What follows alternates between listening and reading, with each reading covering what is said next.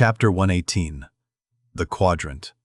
The season for the line at length drew near, and every day when Ahab, coming from his cabin, cast his eyes aloft, the vigilant helmsman would ostentatiously handle his spokes, and the eager mariners quickly run to the braces and would stand there with all their eyes centrally fixed on the nailed doubloon, impatient for the order to point the ship's prow for the equator. In good time the order came. It was hard upon high noon, and Ahab, seated in the bows of his high-hoisted boat, was about taking his wonted daily observation of the sun to determine his latitude. Now, in that Japanese sea, the days in summer are as freshets of effulgences. That unblinkingly vivid Japanese sun seems the blazing focus of the glassy ocean's immeasurable burning glass. The sky looks lacquered, clouds, there are none, the horizon floats, and this nakedness of unrelieved radiance is as the insufferable splendors of God's throne.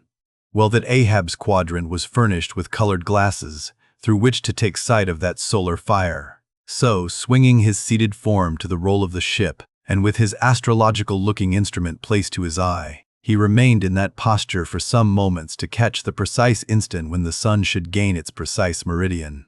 Meantime, while his whole attention was absorbed, the Parsee was kneeling beneath him on the ship's deck, and with face thrown up like Ahab's was eyeing the same sun with him.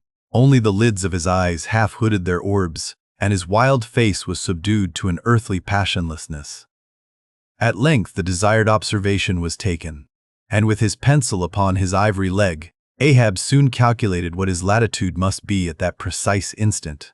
Then, falling into a moment's reverie, he again looked up towards the sun and murmured to himself, "Thou sea mark, thou high and mighty pilot, thou tellest me truly where I am. But canst thou cast the least hint where I shall be?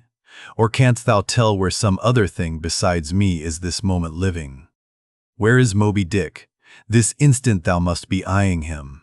These eyes of mine look into the very eye that is even now beholding him, aye, and into the eye that is even now equally beholding the objects on the unknown, thither side of thee, thou sun." Then, gazing at his quadrant and handling, one after the other, its numerous cabalistical contrivances, he pondered again and muttered, "Foolish toy, baby's plaything of haughty admirals and commodores and captains, the world brags of thee, of thy cunning and might. But what after all canst thou do, but tell the poor, pitiful point, where thou thyself happenest to be on this wide planet, and the hand that holds thee, no, not one jot more. Thou canst not tell where one drop of water or one grain of sand will be tomorrow noon, and yet with thy impotence thou insultest the sun. Science, curse thee, thou vain toy, and cursed be all the things that cast man's eyes aloft to that heaven, whose live vividness but scorches him, as these old eyes are even now scorched with thy light, O sun. Level by nature to this earth's horizon are the glances of man's eyes, not shot from the crown of his head, as if God had meant him to gaze on his firmament. Curse thee, thou quadrant! Dashing it to the deck, no longer will I guide my earthly way by thee. The level ship's compass, and the level dead reckoning, by log and by line. These shall conduct me, and show me my place on the sea. I, lighting from the boat to the deck.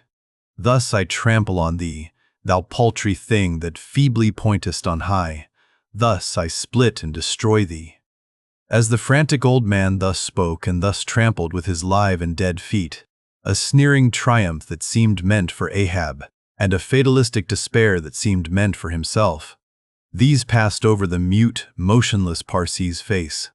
Unobserved, he rose and glided away, while, awestruck by the aspect of their commander, the seamen clustered together on the forecastle, till Ahab, troubledly pacing the deck, shouted out, "To the braces! Up helm! Square in!"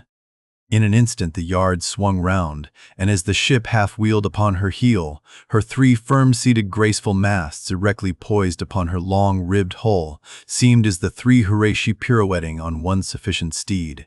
Standing between the knightheads, Starbuck watched the Pequod's tumultuous way, and Ahab's also, as he went lurching along the deck. I have sat before the dense coal fire and watched it all aglow, full of its tormented, flaming life, and I have seen it wane at last, down, down, to dumbest dust. Old man of oceans, of all this fiery life of thine, what will at length remain but one little heap of ashes? Aye, cried Stubb, but sea-coal ashes. Mind ye that, Mr. Starbuck, sea-coal, not your common charcoal. Well, well, I heard Ahab mutter. Here someone thrusts these cards into these old hands of mine, swears that I must play them, and no others. And damn me, Ahab, but thou actest right, live in the game, and die in it.